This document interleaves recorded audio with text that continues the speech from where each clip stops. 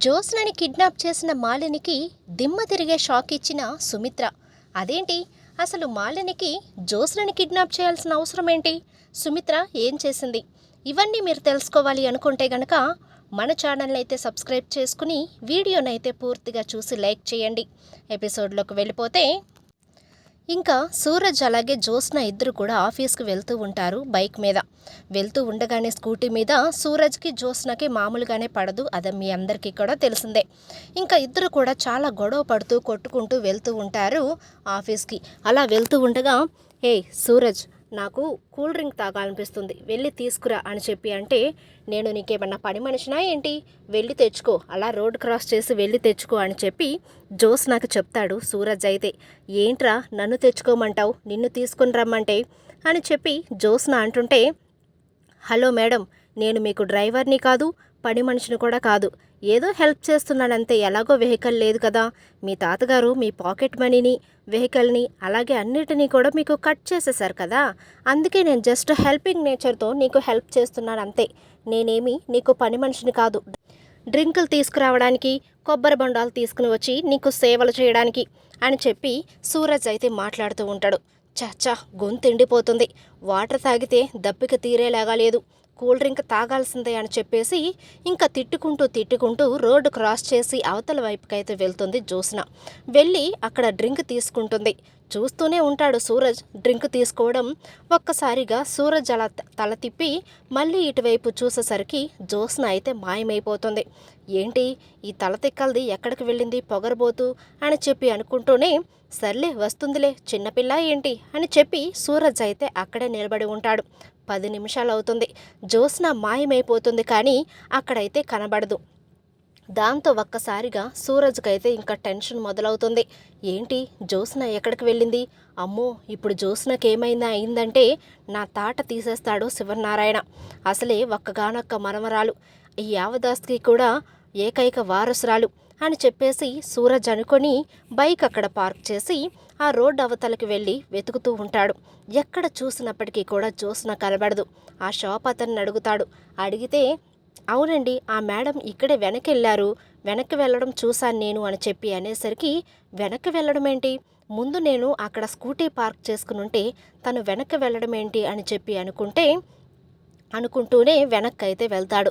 వెనక్కి వెళ్ళి చూసేసరికి అంతా కూడా నిర్మానుష్యంగా ఉంటుంది. ఎక్కడ మనిషి జాడ కూడా కనిపించదు. ఇలాంటి ఏరియాకి జ్యోత్స్న వెనక్కి వెళ్ళడం ఏంటి, అసలు జ్యోత్స్న ఏమైపోయింది అని చెప్పేసి టెన్షన్ పడుతూ అక్కడ చుట్టుపక్కల అంతా కూడా స్కూటీ వేసుకొని తను నడుచుకుంటూ పరిగెత్తుకుంటూ వెతకని ప్లేస్ అంటూ ఉండదు. కానీ జ్యోత్స్న మాయమైపోతుంది. జ్యోత్స్న అసలు ఏమైపోతుంది అని మీరు అనుకుంటున్నారా? అక్కడ ఏం జరిగింది అంటే, మాలిని ఉంది కదా, మాలిని వాళ్ళ మామయ్యకి మాట ఇచ్చింది కదా, ఏమని, నీ కూతుర్ని నీ దగ్గరికి తీసుకుని వస్తాను మామయ్య, నీ కూతురుతో నిన్ను నాన్న అని పిలిపిస్తాను ఆప్యాయంగా అని చెప్పి మాట ఇచ్చింది కదా, ఆ మాట నెరవేరాలి అంటే జ్యోత్స్నని కిడ్నాప్ చేయాలి, తన బిడ్డ మాయమైపోతే ఎంత బాధపడతారో సుమిత్రకి నేను రియల్గా తెలియజేయాలి అని చెప్పి మాలిని తన మనసులో అనుకొని ఇంకా జ్యోత్స్ననైతే కిడ్నాప్ చేస్తుంది. జ్యోత్స్నని అక్కడికక్కడే కారులో ఎక్కించుకుని వెళ్ళిపోతుంది మాలిని అయితే. ఇంకా జ్యోత్స్న అయితే, ఎవరు మీరు, వదలండి వదలండి అని చెప్పేసి అంటుంటే వెంటనే నోటికి ప్లాస్టర్ అయితే వేస్తారు జ్యోత్స్నకి. ఇంకా సైలెంట్గా కారులో కూర్చొని ఉంటుంది. అలా సైలెంట్గా జ్యోత్స్నని తీసుకుని వెళ్ళి ఒక పాడుపడ్డ ఒక రూమ్లో అయితే బంధించి ఉంచుతారు. కుర్చీలో తాళ్లతో కట్టేసి నోటికి ప్లాస్టర్ వేసి బంధించి ఉంచుతారు. రౌడీలు అటొక రౌడీ ఇటొక రౌడీ అయితే కాపలా కాస్తూ, బయట కూడా 2 రౌడీలు కాపలా కాసుకుంటూ జ్యోత్స్నని అయితే కిడ్నాప్ చేస్తారు. పాపం సూరజ్ వెతికి అలసిపోయి ఇంకా అలాగే స్కూటీ వేసుకుని ఆఫీస్కి అయితే వెళ్ళిపోతాడు.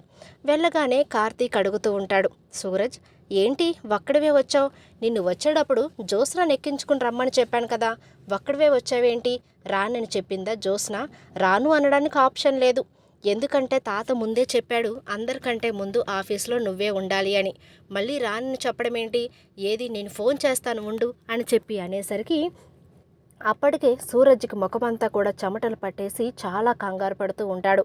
అవును, నువ్వెందుకు అంత కంగారు పడుతున్నావు, ఎందుకు చెమటలు అలా పడుతున్నాయి, ఏం జరిగింది సూరజ్, నువ్వు ఇలా కంగారు పడ్డం చూడడం నేను ఫస్ట్ టైం అని చెప్పి కార్తీక్ అంటుంటే, బ్రో జ్యోత్స్న మేడం, జ్యోత్స్న కనిపించడం లేదు, కూల్ డ్రింక్ తీసుకుంటానని రోడ్డు అవతలకి వెళ్ళిన మనిషి సడన్గా మాయమైపోయింది.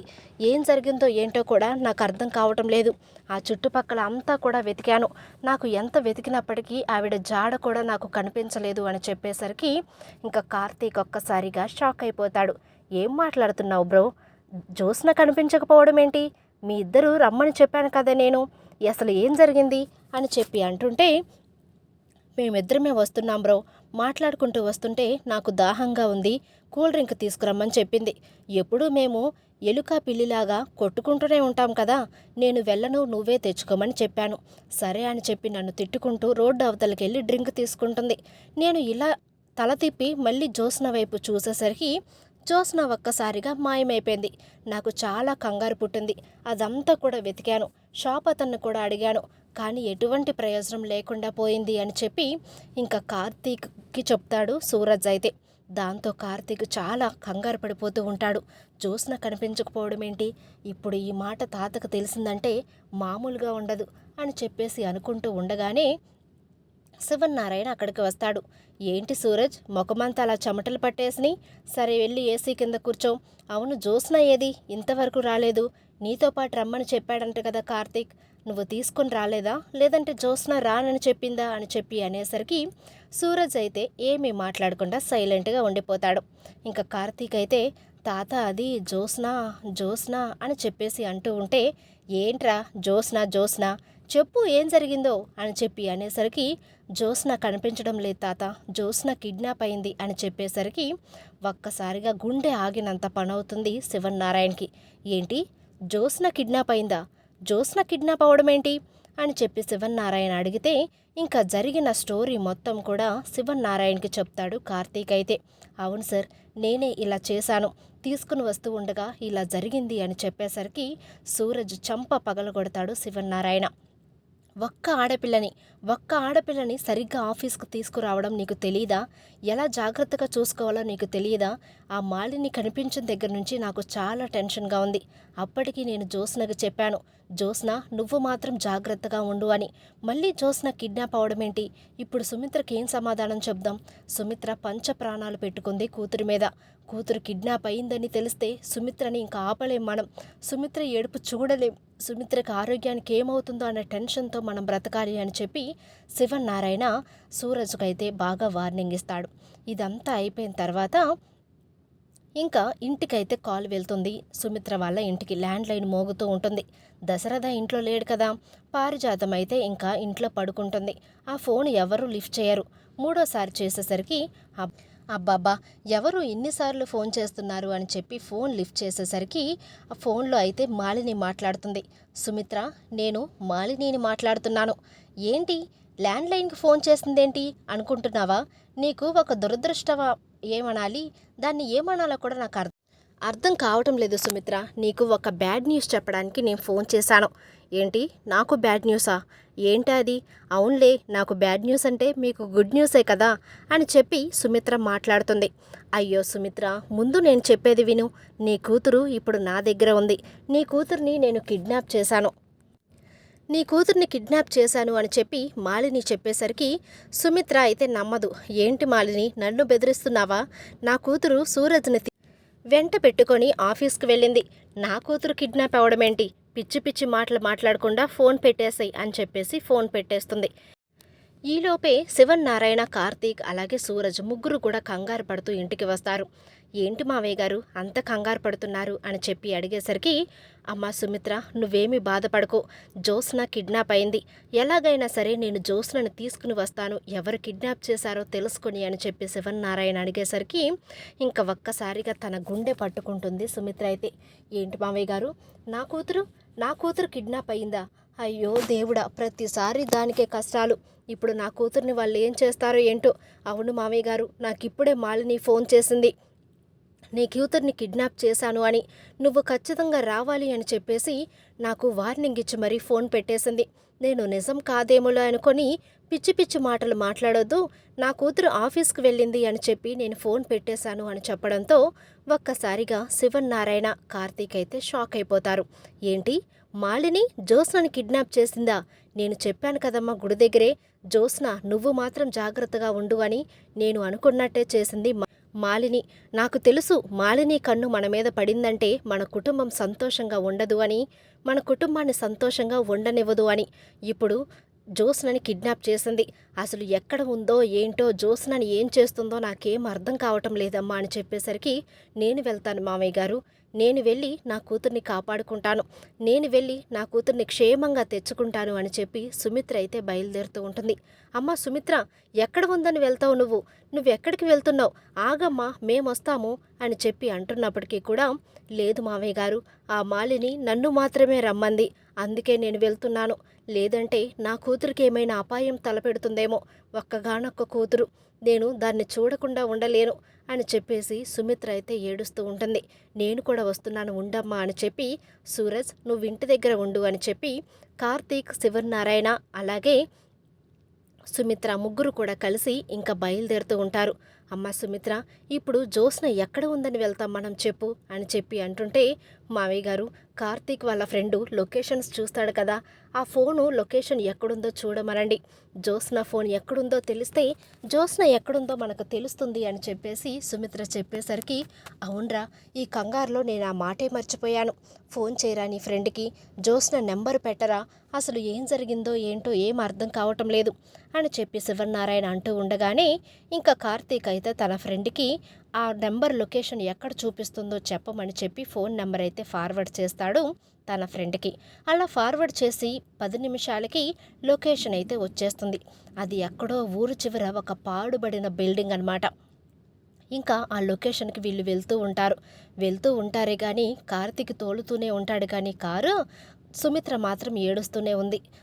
కార్తీక్, నా కూతురు క్షేమంగా ఉంటుందంటావా, ఆ మాలిని ఏమైనా చేస్తుందంటావా అని చెప్పేసి అంటే, అత్త, మాలిని అనే ఆవిడ జ్యోత్స్నని ఏమీ చేయదు, ఎందుకంటే జ్యోత్స్న రూపంగా నిన్ను అక్కడికి రప్పించుకోవాలని వాళ్ళు వేసిన పథకంతో వేసిన ప్లాన్ ఇది, అందుకే నిన్ను మాత్రమే రమ్మన్నారు అని చెప్పి అనేసరికి ఇంకందరూ కూడా ఆ పాడుబడిన బిల్డింగ్ దగ్గరికి అయితే వెళ్తారు. వెళ్ళేసరికి మాలిని కార్ అయితే అక్కడ ఉంటుంది. ఇంకా మాలిని కార్ అక్కడ ఉండడంతో ఇంకా కన్ఫర్మ్ అయిపోతారు జ్యోత్స్న కూడా అక్కడే ఉందని. ఇంకా వెళ్ళి అక్కడ నిలబడేసరికి కిటికీలోండి చూస్తూ ఉంటుంది సుమిత్ర అయితే. అప్పటికే మాలిని జ్యోత్స్నతో మాట్లాడుతుంది. జ్యోత్స్న, నేను నిన్ను ఏం చెయ్యనే, కాకపోతే జస్ట్ బెదిరిస్తున్నానంతే. ఇప్పుడు మీ అమ్మని రమ్మని చెప్పాను, మీ అమ్మ వస్తుంది, ఎందుకంటే నువ్వు కన్న కూతురివి కదా, నీ మీద ప్రేమే మీ అమ్మని ఇక్కడికి రప్పిస్తుంది అని చెప్పి గన్ తన తలకి గురిపెట్టి మాట్లాడుతూ ఉంటుంది జ్యోత్స్నతో. ఇప్పుడు మీ అమ్మ రాగానే నువ్వేం చెప్పాలో తెలుసా? మమ్మీ, నువ్వు దక్షిణామూర్తి తాత దగ్గరికి వెళ్ళు, లేదంటే నన్ను వీళ్ళు చంపేస్తానంటున్నారు అని చెప్పి నువ్వు యాక్షన్ చెయ్యాలి. చేయలేదు అనుకో, మేనకోడలివని కూడా చూడను, వరసలు కూడా చూడను, పుచ్చకాయ పేలినట్టు పేలిపోతుంది నీ తల అని చెప్పేసి గట్టిగా వార్నింగ్ ఇస్తూ ఉంటుంది మాలిని జ్యోత్స్నకి. దాంతో జ్యోత్స్న మాట్లాడటానికి వీల్లేదు, ఎందుకంటే జ్యోత్స్న నోటికి ఆల్రెడీ ప్లాస్టర్ వేసింది కాబట్టి. ఇదంతా కూడా కిటికీలోండి చూసి సుమిత్ర ఒక్కసారిగా షాక్ అయిపోతుంది. నన్ను దక్షిణామూర్తి మా నాన్న దగ్గరికి రప్పించుకోవడానికి నా కూతురిని కిడ్నాప్ చేశావా మాలిని అని చెప్పి కోపంతో రగిలిపోతూ తలుపులు బద్దలు కొట్టుకుని వెళ్ళి మాలిని అని చెప్పేసి కోపంగా వెళ్ళి మాలిని చంప పగలగొడుతుంది సుమిత్ర అయితే.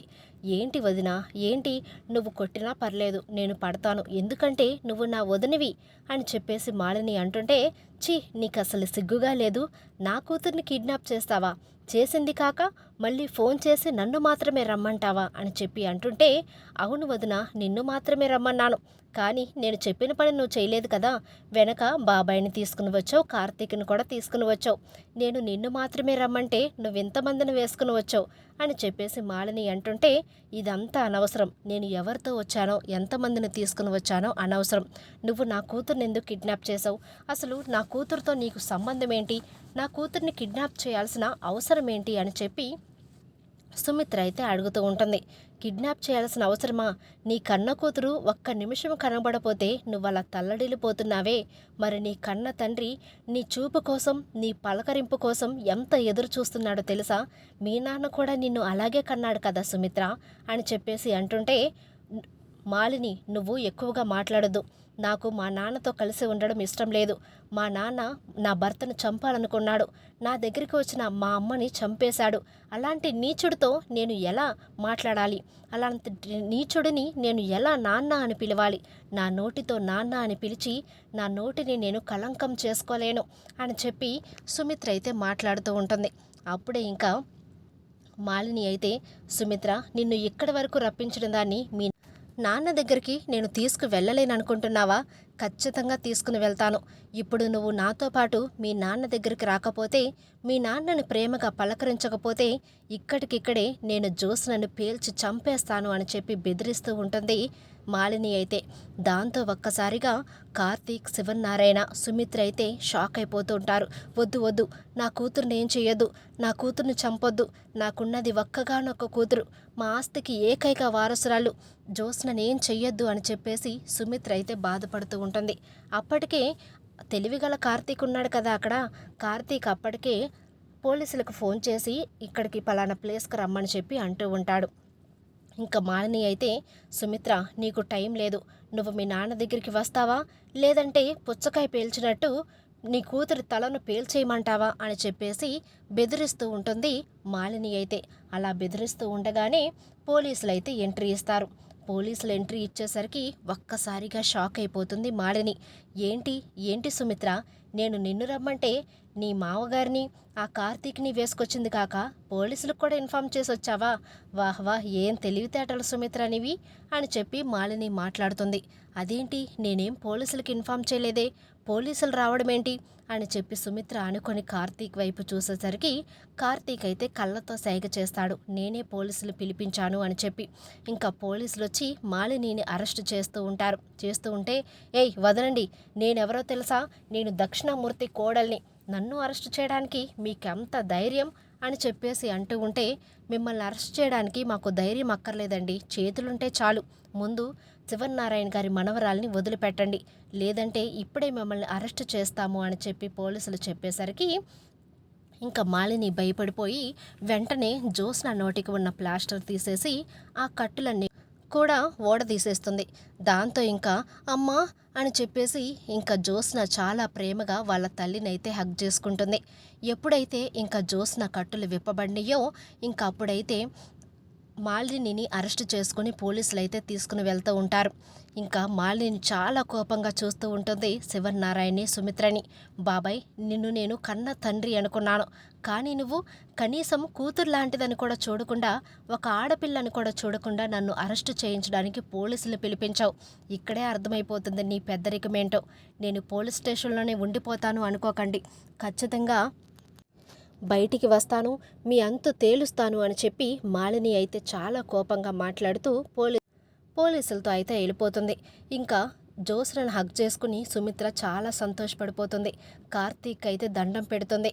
కార్తీక్, నువ్వే నా కూతుర్ని కాపాడావురా, టైంకి పోలీసులు రాకపోయి ఉంటే గనక నా కూతుర్ని కాల్ చేసుండేది ఆ పనికి మాలిన మాలిని అయితే.